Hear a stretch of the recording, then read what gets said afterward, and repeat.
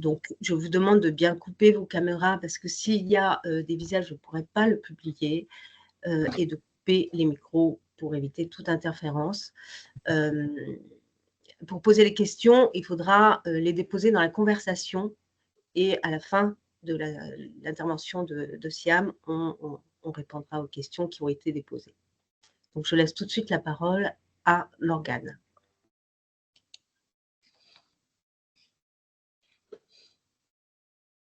Ton micro, Morgane, il n'est pas branché. Bonjour à toutes et à tous, merci Siam. Juste, je vais vous présenter effectivement Profession Sport, mais très brièvement, puisque l'intervention de ce midi ne dure qu'1 heure et que je pense qu'effectivement le thème est assez conséquent. Donc, Profession Sport et Vie Associative, c'est une association départementale.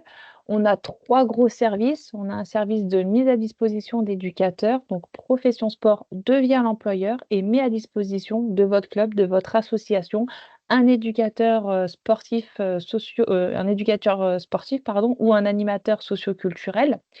Et voilà, donc on s'occupe, nous, de toute la démarche administrative, on va dire, au niveau de l'emploi, et c'est vous qui l'accueillez sur le terrain. Donc on a ce premier service-là. On a le deuxième service, c'est le service de gestion salariale, où là, vous restez l'employeur et nous, on s'occupe de la partie bulletin de salaire et des charges. Donc on s'occupe de tout ça. Bien évidemment, on vous accompagne également si besoin sur les contrats de travail, sur les conventions collectives, et cetera. Et on a un troisième service, donc le CRIB, donc le Centre de ressources et d'information pour les bénévoles, où on est là pour répondre aux questions concernant le fonctionnement, l'organisation de votre structure. Vous avez la chance sur Sky d'avoir le guichet unique pour cela, mais on travaille conjointement donc avec Anne, Pascal et tous les autres membres de l'équipe depuis quelques années ensemble. Donc voilà, n'hésitez pas à aller bien évidemment voir le guichet unique en priorité. Et puis nous, si besoin, si vous avez des questions, encore une fois, sur le fonctionnement et l'organisation de votre association. Et on travaille aussi avec Siam depuis quelques temps aussi. Et voilà, on sait qu'elle intervient sur plusieurs sujets et notamment sur la communication digitale qu'elle va vous présenter là tout de suite maintenant puisque je lui passe la main. Voilà. Bonne intervention, bonne réunion à toutes et à tous. Merci Morgane et merci Anne pour cette belle introduction. Bonjour à tous, je me présente, donc je suis Siam Neitadad et je suis chargée aujourd'hui de vous présenter le sujet de la communication digitale au service de vos associations.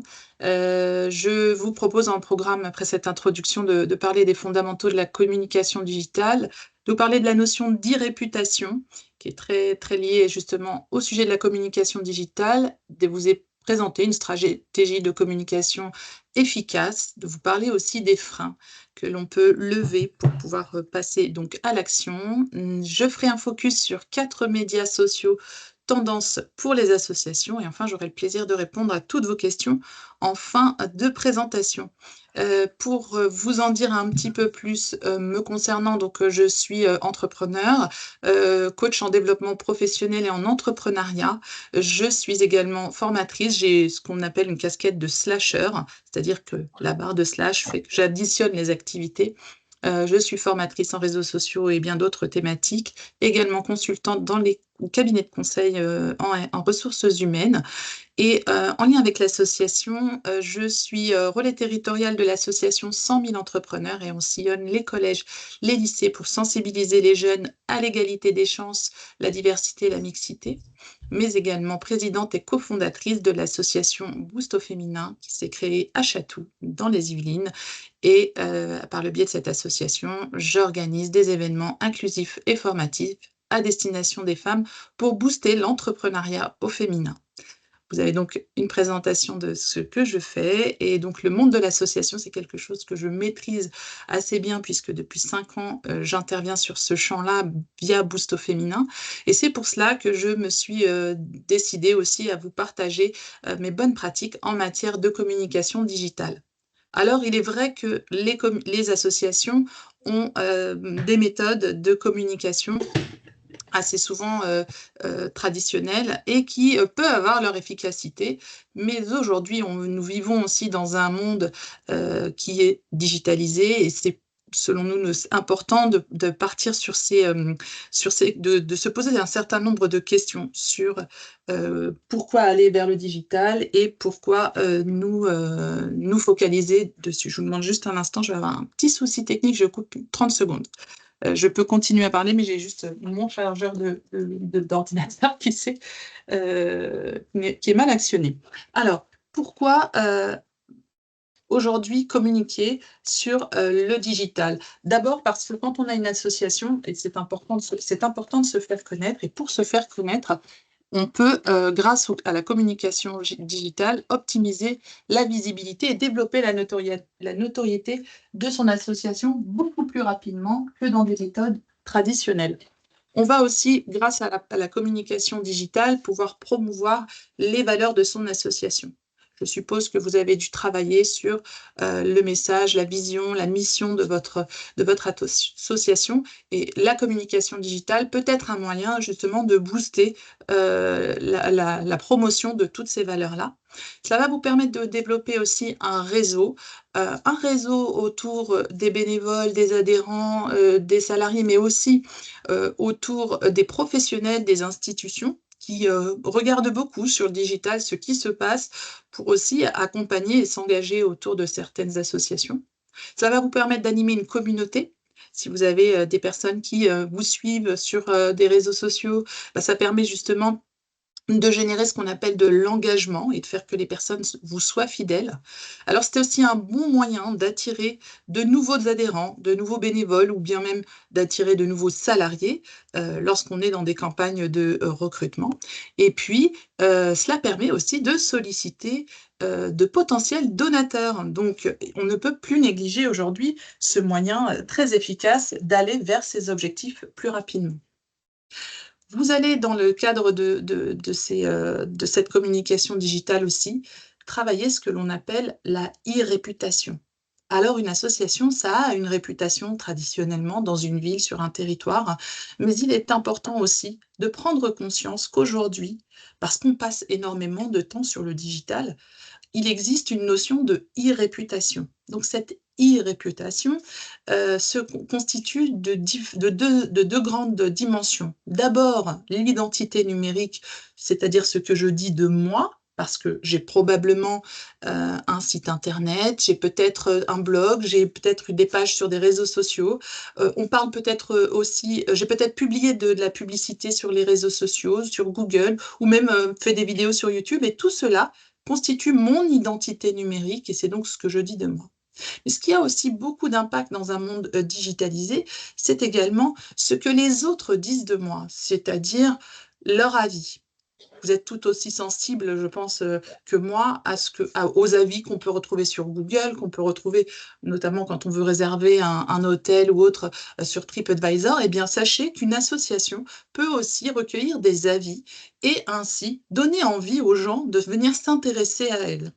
Les avis, on peut les retrouver donc effectivement sur Google. On peut retrouver aussi des commentaires sur les réseaux sociaux. Vous savez, lorsque vous publiez du contenu ou lorsque quelqu'un publie du contenu à votre sujet, eh bien, dans les commentaires, on fait passer un message fort et ce message peut avoir un impact ensuite sur l'engagement des personnes à revenir vers vous. Et puis, il est important aussi de contrôler ce que les autres disent de moi, notamment lorsqu'ils publient des articles ou lorsqu'une mairie, par exemple, va communiquer sur un de vos événements. Eh bien, il me semble opportun de pouvoir avoir un contrôle aussi sur ces éléments-là et aussi d'en faire la promotion. Donc, lorsque vous êtes amené à réfléchir à ces questions de e-réputation, eh bien, on va commencer à s'intéresser à ce qu'on appelle la stratégie de communication digitale. Vous allez me dire, à partir de quoi je vais démarrer? Bien d'abord, pour communiquer efficacement, il faut se poser une question: pourquoi j'ai envie de communiquer? Le pourquoi, c'est-à-dire quel est mon objectif? Est-ce que mon objectif, c'est de gagner de la visibilité, de la notoriété? Est-ce que c'est de recruter des bénévoles? Est-ce que c'est d'attirer aussi des donateurs? Eh bien, d'abord se mettre au clair avec cet objectif et faire aussi que cet objectif soit bien sûr atteignable. Ensuite, se pose la question de vers qui je vais communiquer. Et là, je vais m'intéresser davantage à mes cibles. Dans mes cibles, alors on utilise un terme, lorsqu'on parle dans le digital, on parle de persona. Un persona, c'est une cible, sauf que plutôt que d'être une cible qui fait partie d'un segment, exemple des personnes de tel âge, de telle catégorie socio-professionnelle, eh bien dans le persona, on va s'intéresser aussi à tous les attraits psychologiques et l'environnement en fait de cette personne-là et ses habitudes. Je vous en reparle dans un petit instant. Je vais aussi, lorsque je vais vouloir communiquer efficacement, prendre le temps de créer mon message, c'est-à-dire qu'est-ce que j'ai envie de communiquer, de quelle façon, avec quels mots. D'où l'importance de bien réfléchir aussi au vocabulaire qu'on utilise pour promouvoir son association. Et enfin, je vais devoir aussi m'interroger sur quel canal de communication est le plus pertinent pour pouvoir atteindre mes cibles et, in fine, atteindre mon objectif. Lorsque je me pose la question, pour revenir aux cibles, des personas. Alors les personas, aujourd'hui, il faut savoir que sur Internet, sur les médias sociaux en général, vous avez dû remarquer qu'on collecte de la donnée vous concernant pour venir booster ce qu'on appelle les algorithmes. Donc les algorithmes, c'est ces systèmes mathématiques qui vont permettre d'orienter de la communication, de la publicité, du contenu par rapport au centre d'intérêt des personnes qui utilisent le média. Et c'est pour ça que assez souvent, on vous demande, on vous pose comme question, voulez-vous partager acceptez-vous les cookies? Les cookies, en fait, c'est la collecte des données qui concernent vos centres d'intérêt parce que ce sont ces données-là qui vont amener à avoir du certain résultat. D'ailleurs, on se rend compte que lorsqu'on commence à visionner, mettons, je suis passionnée de pêche, si je commence à utiliser le mot pêche dans mes moteurs de recherche, soudainement, je vais voir apparaître assez souvent de la publicité sur la pêche. Ben, écoutez, c'est simplement parce qu'on a collecté, la machine collecte de la donnée concernant vos habitudes et va ensuite vous diffuser du contenu en lien avec vos habitudes pour vous emmener à consommer ou à passer à l'action. Eh bien, lorsque vous, association, vous avez envie d'aller atteindre un certain nombre de cibles, c'est important que vous sachiez quel est le portrait robot de cette cible potentielle, c'est-à-dire ces adhérents, ces bénévoles, est-ce que vous les connaissez suffisamment? Quelles sont leurs caractéristiques sociales et psychologiques? Lorsque je m'interroge sur leurs caractéristiques sociales et psychologiques, c'est-à-dire quelles sont leurs passions, est-ce qu'ils sont sensibles à des sujets en particulier? Ça va me permettre de mieux atteindre et délivrer des messages plus pertinents à ces personnes-là, parce que je vais utiliser le bon vocabulaire et je vais utiliser aussi le bon canal de communication. Je connais suffisamment ma cible, je vais savoir où est-ce qu'elle se trouve exactement. Et puis, ça me permet aussi de mieux les satisfaire, de leur faire des propositions qui répondent réellement à leurs attentes. Alors, on se dit, mais là, ça devient un travail vraiment compliqué. Alors, je ne vous cache pas que travailler la communication digitale, c'est quelque chose d'assez chronophage finalement. Néanmoins, au-delà d'être chronophage, c'est quelque chose d'assez efficace puisque vous allez aller beaucoup plus rapidement vers vos objectifs de promotion de l'association ou d'acquisition de nouveaux adhérents. C'est important lorsqu'on s'intéresse aussi à ces cibles, de comprendre qu'il y a différentes générations. Peut-être que ce schéma vous parle parce qu'on parle souvent aujourd'hui des générations Z qui sont les générations nées après 2000 et qui aujourd'hui sont confrontées à un monde qui n'est pas forcément, qui ne va pas à la même vitesse que leur esprit parce que eux sont nés à l'ère du digital avec un téléphone mobile dans les mains et ont l'habitude d'aller assez vite dans leur prise de décision. Et d'ailleurs, on se rend bien compte même dans le monde de l'emploi que ce sont des générations qui n'ont pas de difficulté à switcher d'un sujet à un autre. On parle de volatilité de cette génération.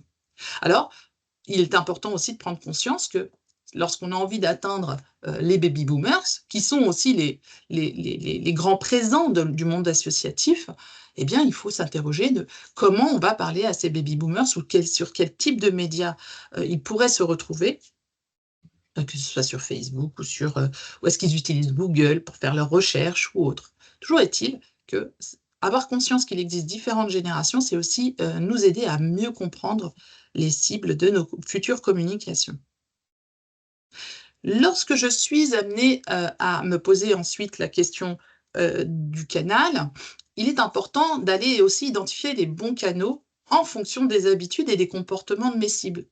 Donc, si par exemple, je m'interroge sur les centres d'intérêt de mes cibles, si j'ai par exemple des adhérents qui s'intéressent au yoga, alors probablement que je vais pouvoir aller diffuser de la communication sur les groupes que je vais trouver sur Internet, sur Facebook ou sur... qui sont en lien avec le yoga. Et il y a matière justement à peaufiner, je dirais, les mots-clés pour pouvoir introduire justement certains groupes de sujets. Je vous en parle encore juste après. Donc, on peut se poser des questions. Est-ce que mes cibles sont plutôt utilisatrices de mobile, d'un ordinateur, du papier? Est-ce que quels sont les réseaux qu'elles utilisent le plus? Quelles sont les marques qu'elles achètent? Quelles sont les pages qu'elles visitent? Et grâce à cela, je vais pouvoir ensuite choisir le bon canal de communication.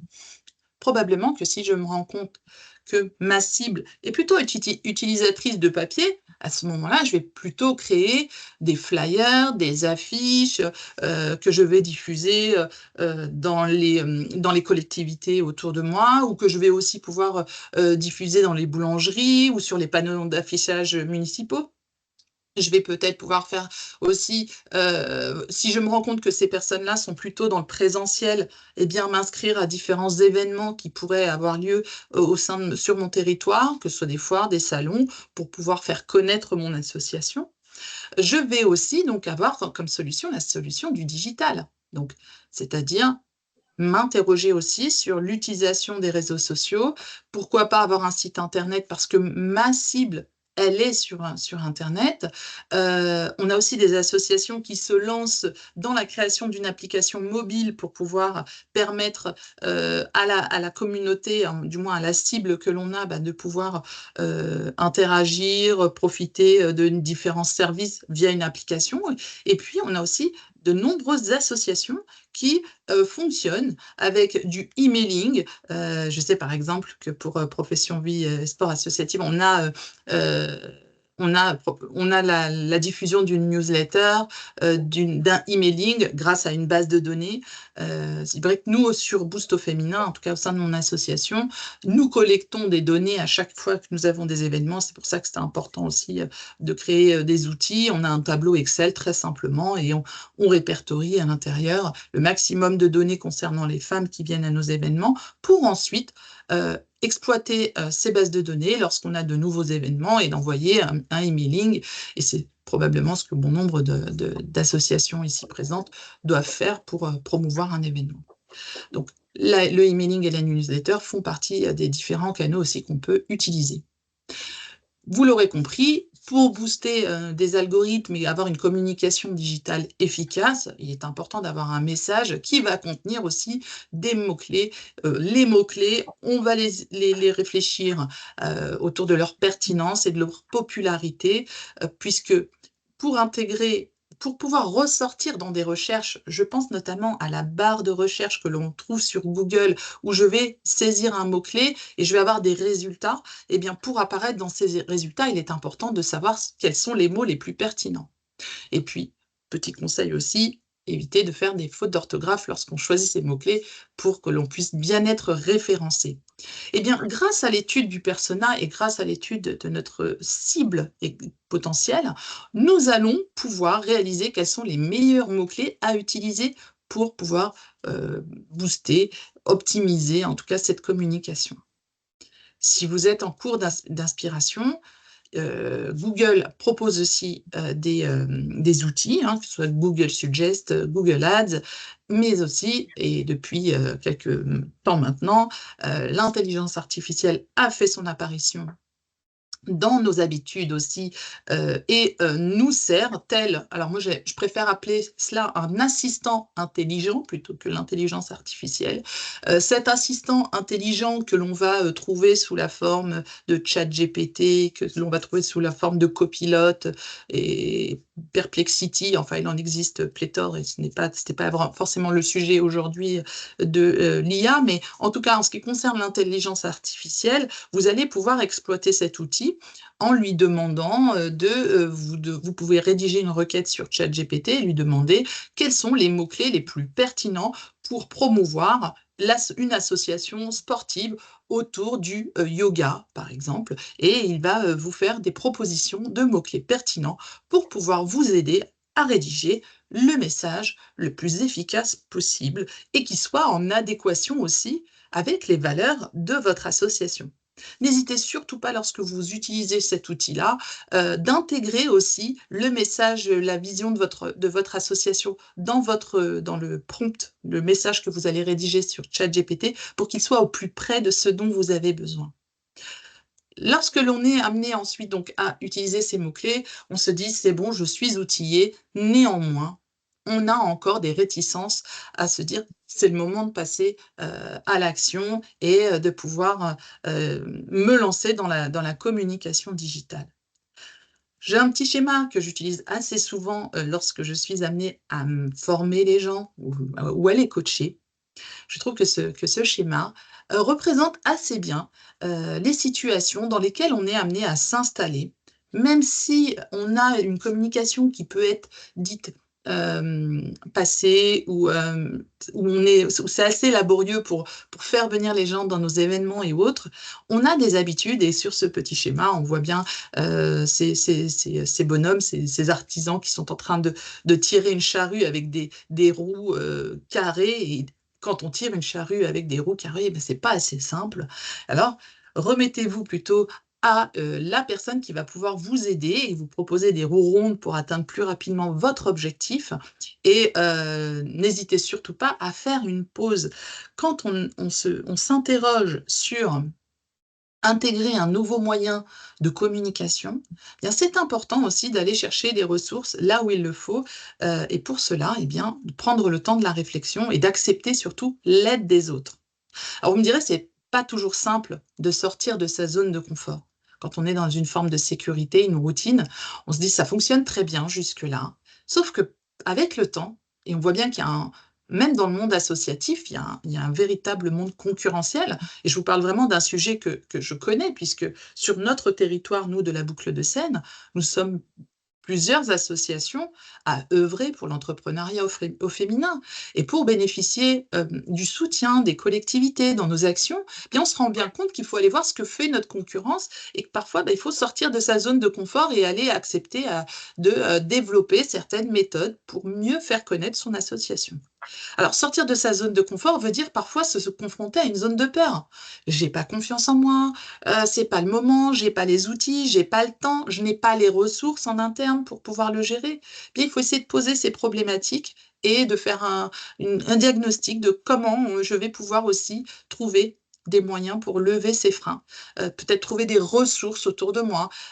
Probablement qu'autour de mes bénévoles, j'ai une personne qui peut être assez douée pour, la communication digitale. Je peux prendre des stagiaires. J'ai différentes façons de pouvoir aussi confier cette communication à des tiers et de pouvoir me soulager et développer aussi ma notoriété grâce à cet outil-là.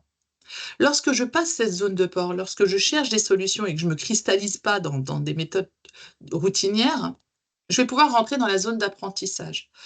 Pour rentrer dans la zone d'apprentissage, soit je me fais aider par un professionnel, soit je m'inscris à une formation, soit je participe à des webinaires, et il en existe de nombreux des webinaires sur internet, où vous allez pouvoir avoir vraiment des modules de préparation. Je pense notamment aux ateliers Google numériques, qui sont totalement gratuits, auxquels vous pouvez aussi, vous inscrire pour pouvoir vous former. Donc vous allez pouvoir gagner de la compétence, de gagner de l'aisance, d'accroître aussi votre zone de confort, et in fine, entrer dans cette fameuse zone de grandeur et de pouvoir développer ainsi la visibilité de votre association, plus facilement.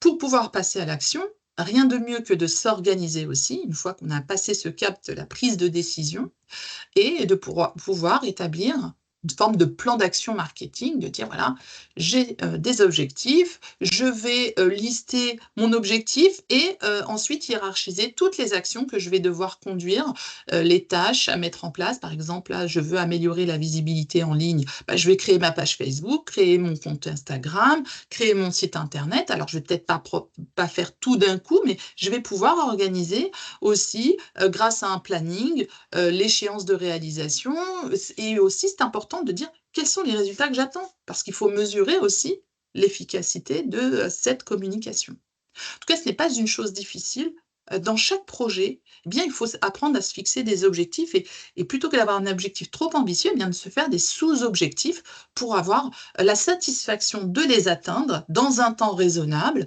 et de pouvoir ensuite passer au palier supérieur. L'idée, c'est vraiment de faire croître les méthodes aussi de communication de votre association.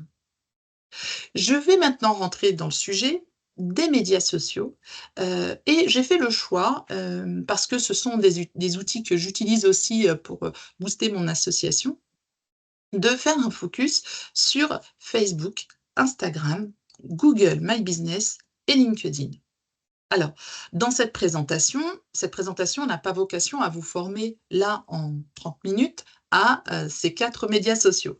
Il y aura peut-être d'autres solutions pour vous former qui vous seront présentées peut-être par la communauté d'ACLO ou Profession Sport. Mais en l'état, je voulais vous présenter quand même les avantages de ces 4 médias-là. Tout d'abord, vous donner un chiffre clé. N'oublions pas qu'il y a tout de même 5,22 milliards d'utilisateurs de médias sociaux dans le monde. Et en France, 52 millions utilisent les médias sociaux.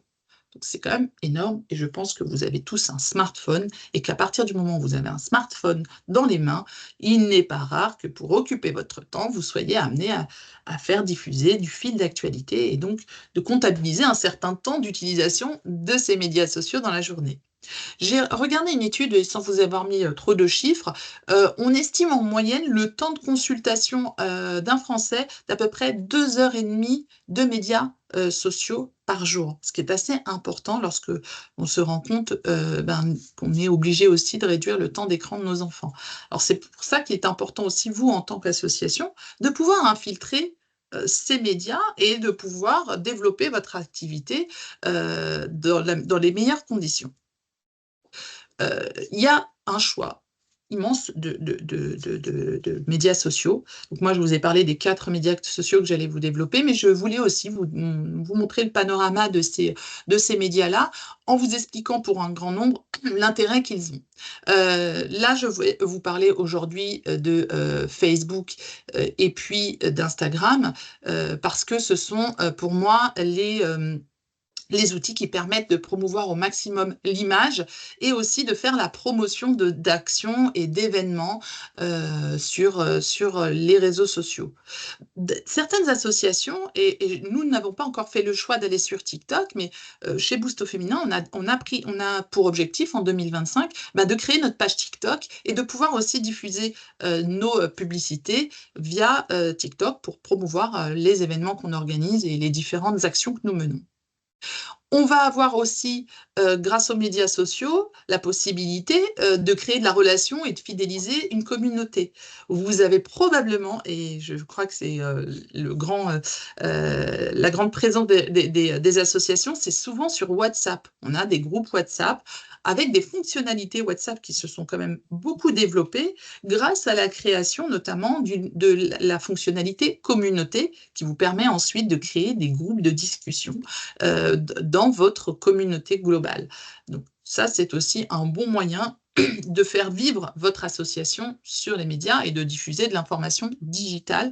Vous allez aussi donc pouvoir partager l'expertise de votre association, ses actions, grâce notamment à LinkedIn. LinkedIn, on a toujours tendance à penser que c'est un réseau social qui permet d'aller chercher du travail. Eh bien non, il permet aussi d'aller créer du lien avec des professionnels et de sensibiliser aussi aux actions que nous menons. Je vous en parle dans quelques instants.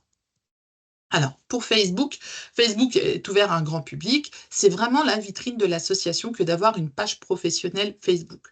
Même si on considère aujourd'hui que Facebook est quand même en perte de vitesse par rapport à Instagram ou à YouTube, néanmoins, Facebook reste utilisé par de nombreuses générations. Je pense notamment aux générations X qui ont entre 40 et 50 ans, qui sont aussi utilisatrices de Facebook. Et l'avantage d'avoir une page Facebook, c'est que c'est une véritable vitrine où on va pouvoir, d'une part, créer une communauté, partager les moments du quotidien grâce à des publications, et puis aussi faire la promotion de nos événements et pouvoir recruter des participants.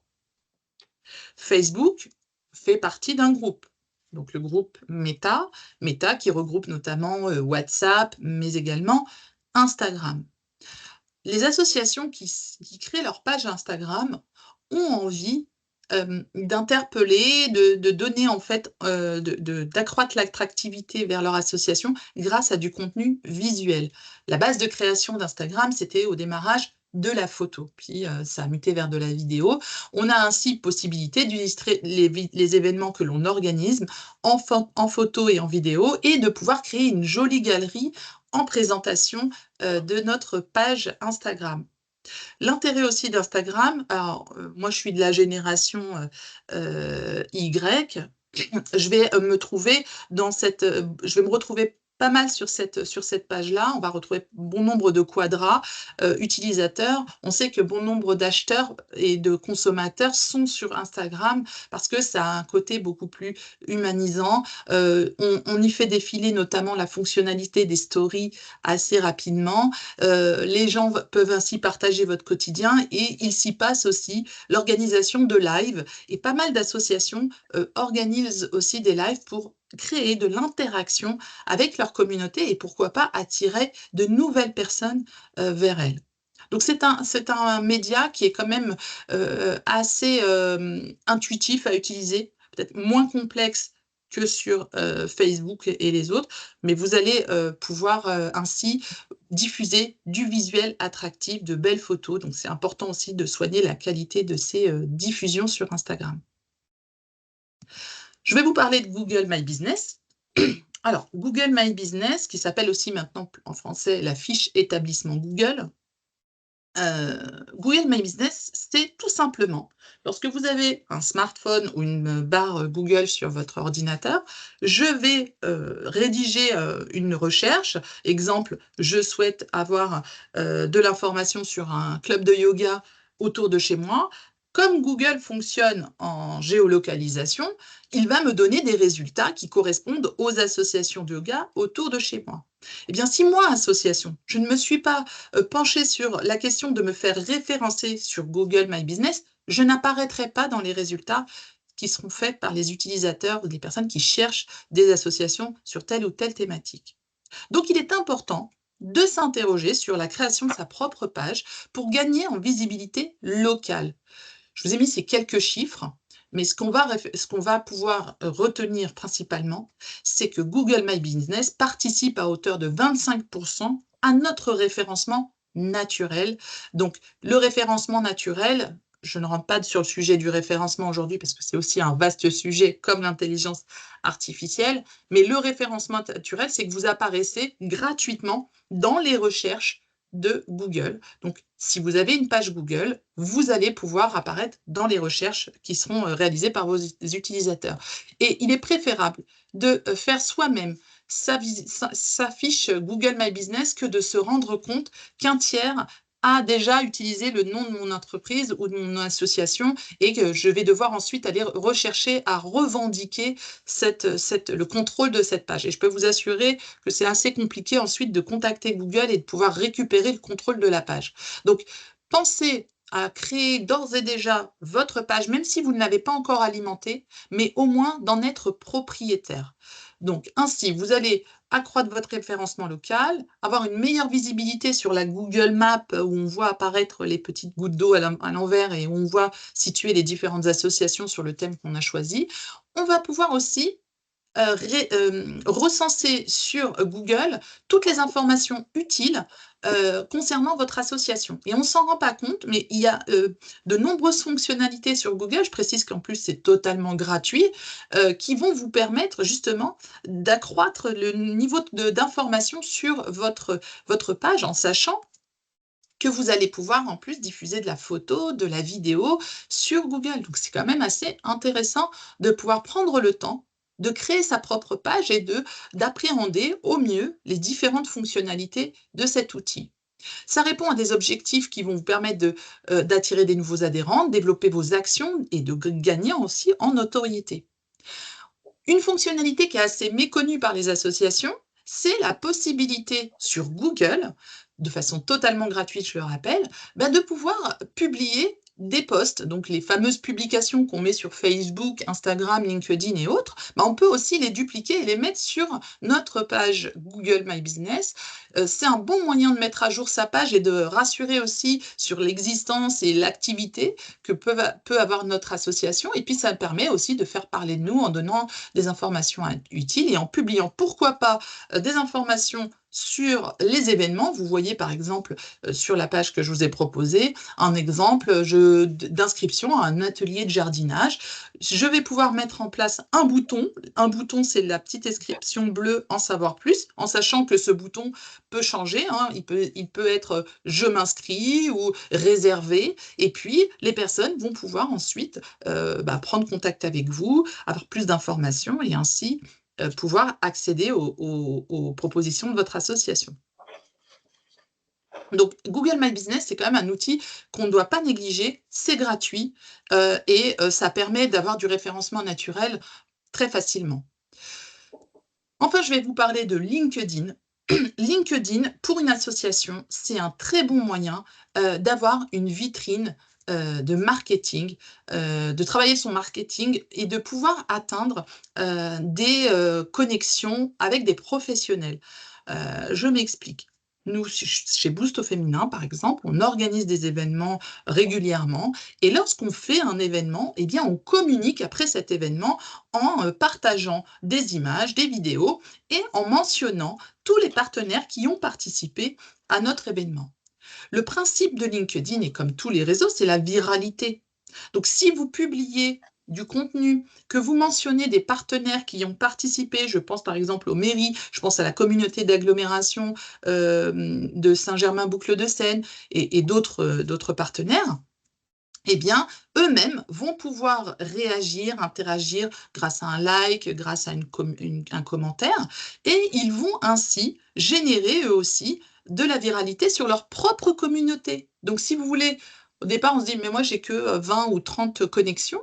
Eh bien, si vous avez 20 ou 30 connexions, mais que les personnes que vous mentionnez dans vos publications, eux, ont 500 connexions, eh bien, votre publication va être vue par les 500 personnes qui vont aussi découvrir le commentaire laissé par telle ou telle institution. Donc, c'est un bon moyen de créer des connexions, de pouvoir gagner en visibilité et notoriété grâce aux publications. C'est aussi un moyen de prospecter. Si j'ai envie, par exemple, en tant qu'association, de travailler en partenariat avec une autre association ou d'aller chercher des donateurs, eh bien, je vais pouvoir aller rechercher des contacts grâce à LinkedIn. Et LinkedIn, en version gratuite, est largement suffisant. Je ne vous encourage pas forcément à prendre la version premium. Nous, personnellement, on n'a pas fait ce choix-là, parce qu'en plus, on est association et que nos ressources sont limitées.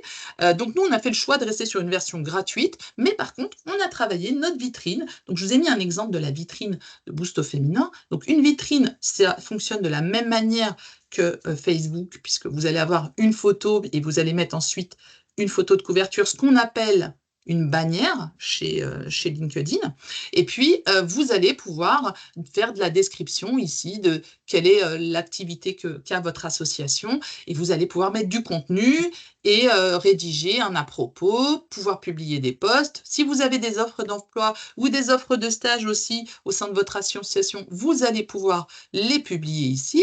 Et enfin, on va pouvoir répertorier, on va pouvoir regrouper ainsi toutes les personnes qui, de près ou de loin, font partie de votre association. Donc, c'est plutôt intéressant de pouvoir diffuser sa communication via LinkedIn. En tout cas, c'est pour nous un véritable tremplin lorsque notamment on veut aller chercher de la subvention et puis aussi faire profiter aussi à une communauté de tous les événements qu'on a pu partager. En tout cas, ça peut générer en plus de l'engagement.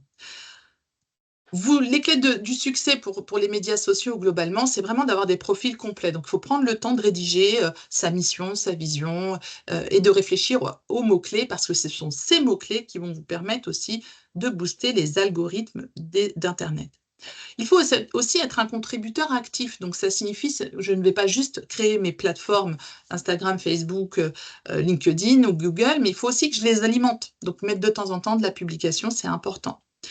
d'utiliser aussi la puissance du réseau pour développer ses connexions, développer ses partenariats et puis de générer l'engagement aussi de sa communauté. L'engagement, c'est d'amener les gens aussi à participer à vos événements grâce à vos publications. C'est aussi de les amener à participer à vos publications en réagissant, en commentant, en repartageant aussi tous vos contenus. Important aussi, c'est de gérer les avis que l'on va vous laisser. Si vous avez par exemple une page Google, c'est important aussi de gérer les avis parce que ça va participer à votre fameuse e-réputation. Notamment, lorsque les gens sont contents, pas contents, c'est important que les gens le sachent, en tout cas que la communauté qui peut être amenée à arriver sur votre page le sache. Quand on n'a pas d'avis, c'est pas forcément intéressant parce que on se dit mais en fait personne ne réagit. Il vaut mieux avoir quelques avis que pas d'avis du tout. Donc pour encourager les avis positifs, notamment de vos adhérents, de vos bénévoles, n'hésitez pas à leur proposer de rédiger un avis sur votre page Google, notamment, ou même sur votre page LinkedIn, parce qu'on peut aussi faire des recommandations sur LinkedIn. Donc, vous pouvez mettre un écriteau à l'accueil ou scanner, imprimer le QR code de votre page Google et d'inviter les personnes à le scanner et de laisser quelques commentaires au sujet de votre association. C'est toujours bien de faire parler en positif et ainsi d'alimenter cette fameuse e-réputation. Et puis, si vous voulez vraiment booster aussi vos avis, n'hésitez pas à envoyer votre QR code via emailing ou via SMS. Partagez ensuite, je vous ai dit que effectivement, dans les médias sociaux, ce qu'on attend, c'est du contenu. Donc, il faut partager des publications. Pour partager des publications, il faut réfléchir au format de contenu le plus pertinent. Est-ce que je choisis de la vidéo? Est-ce que je choisis de la photo? Est-ce que je mets du post simple, donc juste du texte, mais on sait que le texte n'est pas forcément attractif? Ou alors, quand on met que du texte, il faut faire attention de ne pas mettre une biographie de 4 pages. On peut poster de la story. On peut aussi faire un sondage. Notamment, j'ai vu récemment une association qui doit libérer des créneaux, qui doit mettre en place un créneau pour un cours de sophrologie, un atelier de sophrologie, et elle a utilisé le sondage via Instagram pour savoir notamment est-ce qu'on préfère un atelier le samedi matin ou le samedi après-midi. Et grâce à cela, je précise que c'est totalement gratuit, ça lui a permis d'orienter son choix de libérer tel ou tel créneau, de créer tel ou tel créneau. On va ensuite créer des contenus variés. Alors, il y a personne qui me dit, mais moi, je ne vois pas ce que je pourrais publier. Je n'ai pas d'idée du tout de ce que je pourrais publier. On peut mettre en place parler de nos offres ou faire l'autopromotion aussi de notre association. On peut, pourquoi pas, partager des conseils et des astuces sur tel et tel sujet. On peut parler aussi d'univers annexe. Je suis une association Boost au féminin, mais je peux aussi venir promouvoir les services de quelqu'un qui fait de la pâtisserie et j'ai trouvé ça assez intéressant. Pourquoi pas. Je peux aussi, parce que je ne sais pas du tout quoi dire, choisir de parler des journées internationales. Hier, c'était la journée internationale des droits de l'homme. Il y a des personnes qui ont publié des choses sur les réseaux sociaux, histoire de faire réagir. Et puis, je vais pouvoir parler d'un sujet qui est le UGC, et ça, on en entend beaucoup parler en ce moment. L'UGC, c'est le contenu généré par les utilisateurs. Donc, si moi, par exemple, je suis utilisatrice je suis adhérente dans une association, si je publie du contenu sur cette association, et c'est ce que je fais avec l'association 100 000 entrepreneurs, lorsque je mets du contenu pour 100 000 entrepreneurs, eh bien, ça génère de l'engagement et les gens viennent s'intéresser à 100 000 entrepreneurs parce qu'on est une génération qui fait beaucoup confiance aussi aux avis et qui est très influencée par les contenus qui sont générés par les autres. On se dit, si lui, ça lui a plu, moi aussi, je pense que je peux me reconnaître dans telle ou telle association. Et c'est assez vrai parce que, notamment, 100 000 entrepreneurs attirent ainsi des nouveaux bénévoles grâce au contenu que les autres bénévoles vont publier. Donc, c'est important d'encourager aussi notre communauté à publier du contenu nous concernant. Si vous ne savez pas comment créer vos contenus, vous pouvez utiliser Canva. Probablement que vous le savez déjà, mais les associations ont le droit à la version pro gratuitement de Canva. Donc, sachez-le, ça vous permet de libérer différents visuels totalement gratuitement. Donc, ça, c'est un point. Je pense que vous savez aussi que Microsoft, ça c'est en dehors des médias sociaux, mais permet aussi l'utilisation gratuite de toutes les fonctionnalités de Microsoft 365 pour les associations. Intéressant de le savoir, on partage les bonnes pratiques. On va pouvoir aussi publier du contenu dynamique. Alors, vous voyez, je vous ai mis un petit exemple ici de publication que j'ai pu rédiger pour Boost au féminin.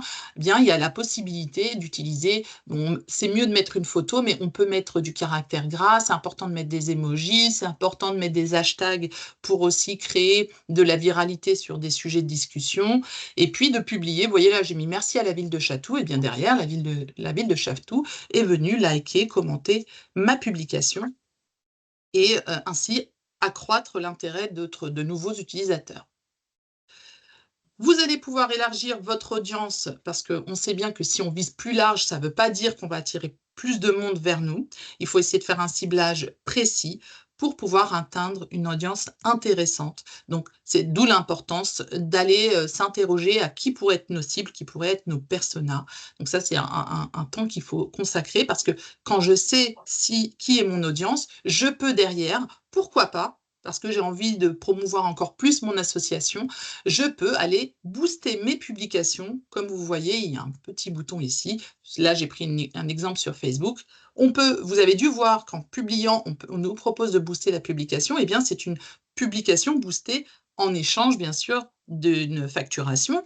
C'est plutôt, nous, on l'utilise assez souvent, bonne pratique aussi. Ça nous coûte moins cher que d'éditer des flyers. Donc, plutôt qu'à d'imprimer 500 flyers et de les distribuer dans des boîtes aux lettres d'une grande zone, on préfère utiliser les fonctionnalités des médias sociaux pour faire un ciblage spécifique par centre d'intérêt. Donc, on a étudié nos cibles en amont, et ensuite de payer par exemple 15 ou 30 euros quelques jours de diffusion de publications sponsorisées qui viennent ensuite s'incruster dans les stories et les fils d'actualité que l'on va pouvoir faire dérouler sur Facebook, Instagram et LinkedIn. L'intérêt de faire tout cela, c'est quand même d'aller mesurer ensuite nos résultats. Sachez que sur chaque média social, vous allez pouvoir avoir des statistiques et ainsi savoir qui sont les personnes qui viennent visiter votre page ou qui viennent liker, commenter. Vous voyez là, par exemple, j'ai ainsi une étude par genre, mais aussi par âge, des personnes qui ont été les plus, qui répondent à mon objectif qui était d'encourager la visite de mon site internet. Vous pouvez aussi, pour pouvoir publier toutes ces publications, planifier vos publications. Vous créez un tableau, ce qu'on appelle un calendrier éditorial, où vous allez pouvoir dire sur chaque journée, alors là, on est parti sur un calendrier quotidien, mais on peut aussi imaginer qu'on ne publie qu'une seule fois par semaine ou une seule fois tous les 15 jours du contenu, mais au moins organiser vos contenus de façon à être le plus efficace et de pouvoir aussi prendre des habitudes et pourquoi pas confier cette tâche à quelqu'un que vous allez pouvoir identifier dans votre entourage et qui aura les compétences. Voilà, c'est un sujet vaste, un sujet passionnant. Vous avez dû comprendre que j'adore les réseaux sociaux. Je vous invite à me poser toutes vos questions. Je suis là pour y répondre dans la mesure du possible. Merci Siam, merci pour d'avoir donné autant d'informations dans aussi peu de temps. Et je rappelle que ces webinaires, c'est vraiment donner des éclairages. Mais évidemment, ce n'est pas une formation en soi. Donc après, il y a des formations qui sont proposées. Et notamment, Morgane a mis dans le chat une formation proposée par Profession Sport sur les réseaux sociaux, si je ne m'abuse. Voilà, en ce qui concerne les questions, il y en a quelques-unes. Pardon, vas-y Morgane. Non, ce sera justement avec Siam aussi. C'est pour compléter aussi voilà, les interventions d'1 heure, etc. On sait qu'on ne peut pas rentrer dans le détail. Donc, on met en place vraiment des formations pour aller encore plus en profondeur. Donc, il y a eu quelques questions. Je vois juste une question en français, story, c'est quoi? Et quelqu'un a répondu, c'est très bien. Mais je vais les... Merci. C'est une fonctionnalité Instagram, une série de contenus photo-vidéo qui dure 24 heures. C'est exactement cela. C'est du contenu éphémère. Donc, c'est du contenu qui ne dure que 24 heures, qui n'est pas diffusé dans notre fil d'actualité, mais que nous pouvons retrouver dans les archives si on souhaite le republier ou même créer sur Instagram notamment une avec toutes nos stories qui concernent tel ou tel sujet. On voit beaucoup cette fonctionnalité utilisée. Autre question, Google My Business n'existe plus, mais vous avez expliqué qu'il y avait un nouveau nom. Hein, voilà, On l'appelle la fiche établissement Google. Et c'est vrai que le mot Google by Business est encore dans l'esprit d'un grand nombre. Donc, c'est vrai que je l'utilise, mais je vais migrer progressivement vers la fiche établissement Google. Je la trouve un petit peu moins attractive, mais on va l'appeler comme elle s'appelle. Une question autour de la concurrence, si on communique sur les réseaux sociaux, la concurrence des associations par rapport aux entreprises. Mais là, c'est vraiment dans le cas de si une association mène une activité économique. Enfin, oui, c'est un des critères pour déterminer une activité lucrative, mais les associations peuvent communiquer sur les réseaux sociaux. Tout à fait. Problème, Nous ne sommes pas, il n'y a pas de cadre réglementaire qui nous interdirait de faire la promotion de l'association, d'autant si vous êtes loi 1901, alors là, vous avez complètement le droit. Comment booster ces publications? Qui contacter? Alors, pour booster les publications, c'est-à-dire pour sponsoriser vos publications, vous utilisez la fonctionnalité booster la publication et vous allez en voir ensuite une page qui va s'afficher, qui va vous proposer de paramétrer les différentes fonctionnalités de votre publicité. Par exemple, combien de jours vous allez pouvoir la diffuser, qui sont les personnes que vous voulez toucher, est-ce que ce sont des hommes, des femmes de telle zone géographique. À ce niveau-là, les publications, enfin, la fonctionnalité de Meta, puisque vous allez utiliser Meta Business, qui est la page qui permet d'utiliser Facebook et Instagram et même de diffuser sur les deux vos publications.